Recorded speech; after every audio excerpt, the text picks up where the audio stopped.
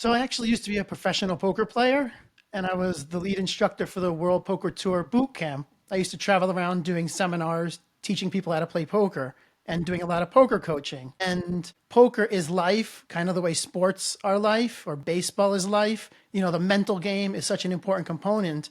And if you have distractions when you're up there at the plate, you're not going to perform. If your mind is elsewhere, it needs to be very present. And when you're playing poker, the same thing is true. You have to be present for like 12, 14-hour days, many days on end sometimes. And so when I was coaching poker, I noticed that a lot of people would have mindset issues and distractions. And one of those big distractions would be their relationships, typically their primary relationship. So I ended up doing a lot of coaching, of mindset coaching, in addition to traditional poker training, as well as relationship coaching. And I got into it gradually from there quite a while ago. And then I just got more and more into the relationship coaching component after I stopped teaching for the World Poker Tour. I started doing personal development coaching and relationship coaching more as my primary thing. I have so many questions about poker. I'll just ask you one and then we'll get back to sort of the main topic. Yeah.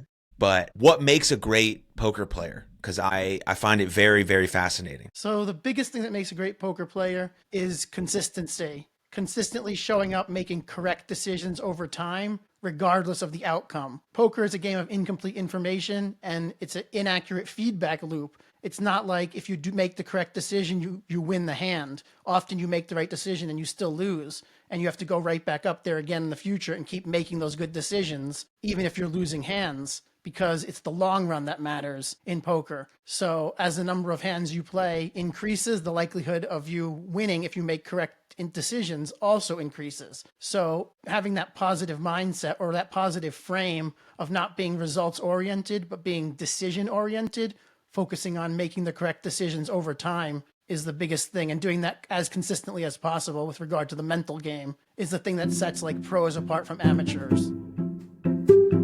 Thank you very much for tuning in to that clip. If you enjoyed it, then you'll love the full-length episode right here.